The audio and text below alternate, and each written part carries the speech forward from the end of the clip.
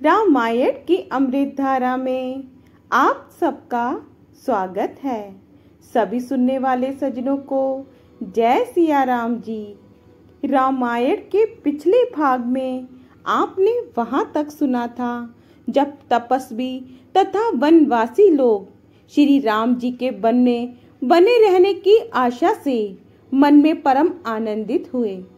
अब इसके आगे से अयोध्या कांड भाग 43। सियापति रामचंद्र जी की जय, पवन सुत हनुमान जी की जय, उमापति महादेव जी की जय। जय जय सीताराम जी। प्रभु श्री राम जी भरत जी के पवित्र वचन सुनकर संकोचवश चुप ही रह गए। प्रभु की ये स्थिति मौन देखकर सारी सभा सोच में पड़ गई। फिर उसी समय जनक जी के दूत आए। ये सुनकर मुनि वशिष्ठ जी ने उन्हें तुरंत बुलवा लिया। उन्होंने आकर प्रणाम करके श्री रामचंद्र जी को देखा। उनका मुनियों का सा वेश देखकर वे बहुत ही दुखी हुए। मुनि श्रेष्ठ वशिष्ठ जी ने दूतों से बात पूछी कि राजा जनक का कुशल समाचार कहो। ये मुनि का कुशल प्रश्न सुनकर सकुचाकर पृथ्वी पर मस्तक नवाकर वे श्रेष्ठ दूत हाथ जोड़कर बोले, हे स्वामी, आपका आदर के साथ पूछना यही है गुसाई कुशल का कारण हो गया। दोहा, ना ही त कौशल नाथ के सात कुशल गई नाते, मिथिला अवध विशेष ते, जगु सब भयो अनाथ। सियापति रामचंद्र जी की जय, जगु सब भयो अनाथ। सियापति रामचंद्र जी की जय। नहीं तो हे नाथ, कुशल क्षेम तो सब कौशल नाथ दशरथ जी के साथ ही चली गई। उनके चले जाने से यो तो सारा जगत ही अनाथ स्वामी के बिना असहाय हो गया।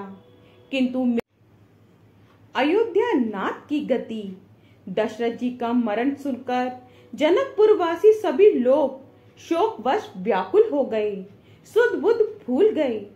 उस समय जिन्होंने विधे को शोक मग्न देखा, उनमें से किसी को ऐसा ना लगा कि उनका विधे देहाभिमान रहित नाम सत्य है, क्योंकि देहाभिमान से शून्य पुरुष को शोक कैसा।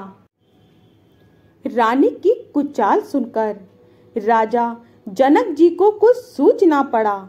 राजा ने विद्वानों और मंत्रियों के समाज से पूछा कि विचार कर कहिए, आज इस समय क्या करना उचित है।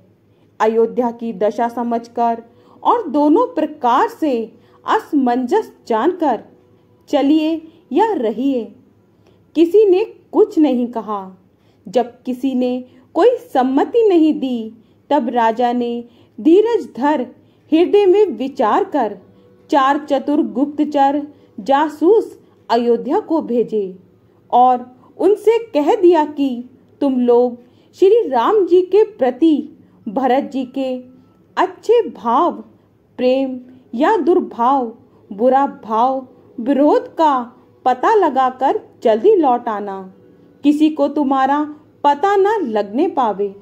दोहा, गए अवध चर भरत गति, बूझी देखी कर तूती, चले चित्रकूटहि भरतु, चाल चले तिरहुति। सियापति रामचंद्र जी की जय, चाल चले तिरहुति। सियापति रामचंद्र जी की जय।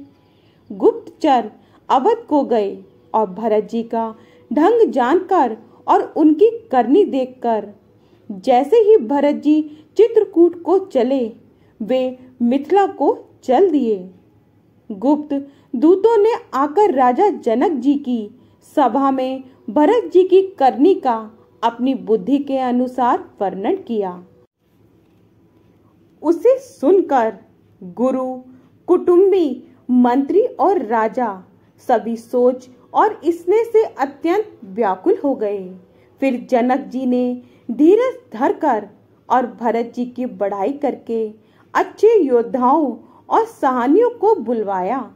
घर, नगर और देश में रक्षकों को रखकर घोड़े, हाथी, रथ आदि बहुत सी सवारियां सजवाईं।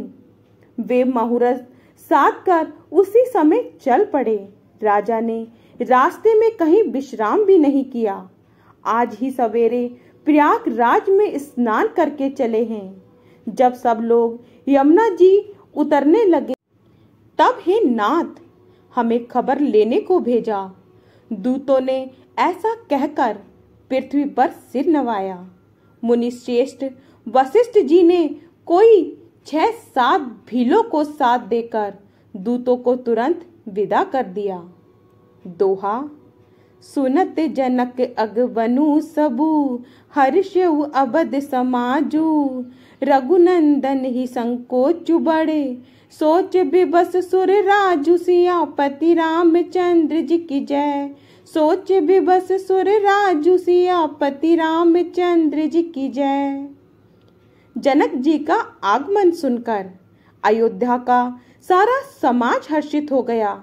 श्री राम जी को बड़ा संकोच हुआ और देवराज इंद्र तो विशेष रूप से सोच के वश हो गए। कुटिल केकई मन ही मन पश्चाताप से गली जाती है। किससे कहे और किसको दोष दे। और सब नर नारी मन में ऐसा विचार कर प्रसन्न हो रहे हैं कि अच्छा हुआ, जनक जी के आने से 4 दिन और रहना हो जाएगा। इस तरह वे दिन भी बीत गया। दूसरे दिन प्रातः काल सब कोई स्नान करने लगे। स्नान करके सब नर नारी गणेश जी, गौरी जी, महादेव जी और सूर्य भगवान की पूजा करते हैं। फिर लक्ष्मीपति भगवान विष्णु के चरणों की वंदना करके दोनों हाथ जोड़कर आंचल पसार कर विनती करते हैं कि श्री राम जी राजा हों, जानकी जी रानी हो तथा राजधानी अयोध्या आनंद की सीमा होकर फिर समाज सहित सुख पूर्वक बसे और श्री राम जी भरत जी को युवराज बनावे। हे देव, इस सुख रूपी अमृत से सींचकर सब किसी को जगत में जीने का लाभ दीजिए। अयोध्या वासी कहते हैं कि गुरु, समाज और भाइयों समेत श्री राम जी का राज्य अवधपुरी में हो और श्री राम जी के राजा रहते ही हम लोग अयोध्या में मरे। सब कोई यही मांगते हैं। अयोध्या वासियों की प्रेममयी वाणी सुनकर ज्ञानी मुनि भी अपने योग और वैराग की निंदा करते हैं। अवधवासी इस प्रकार नित्य कर्म करके श्री राम जी को पुलकित शरीर हो प्रणाम करते हैं। ऊंच, नीच और मध्य सभी श्रेणियों के स्त्री पुरुष अपने अपने भाव के अनुसार श्री राम जी का दर्शन प्राप्त करते हैं। श्री रामचंद्र जी सावधानी के साथ सबका सम्मान करते हैं और सभी कृपा निधान श्री रामचंद्र जी की सराहना करते हैं। श्री राम जी की लड़कपन से ही ये वान है कि वे प्रेम को पहचान कर नीति का पालन करते हैं। श्री रघुनाथ जी शील और संकोच के समुद्र हैं।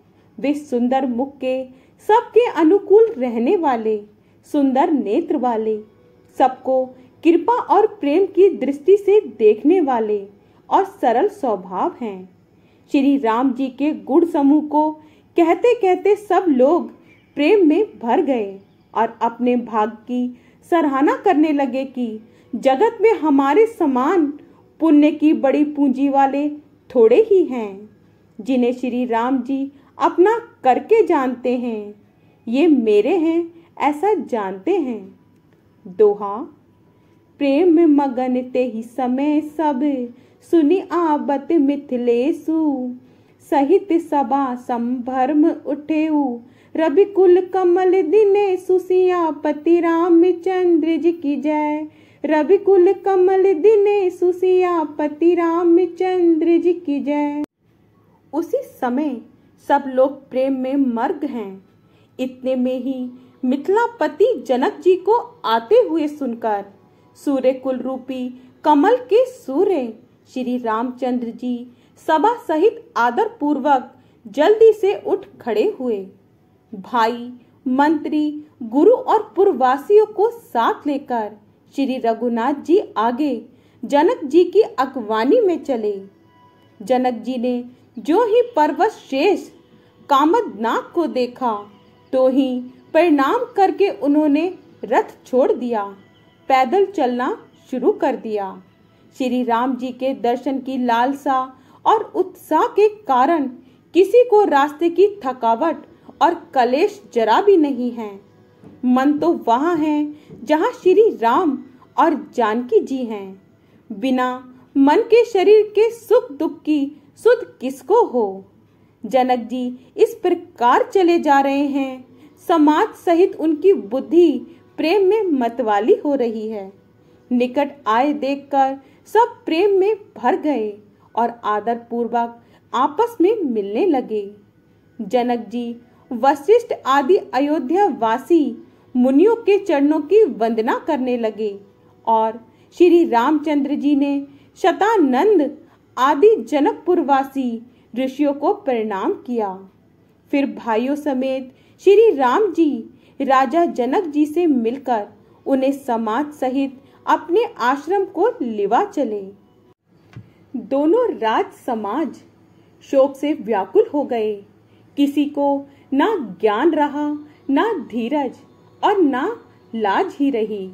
राजा दशरथ जी के रूप, गुण और शील की सराहना करते हुए सब रो रहे हैं और शोक समुद्र में डुबकी लगा रहे हैं।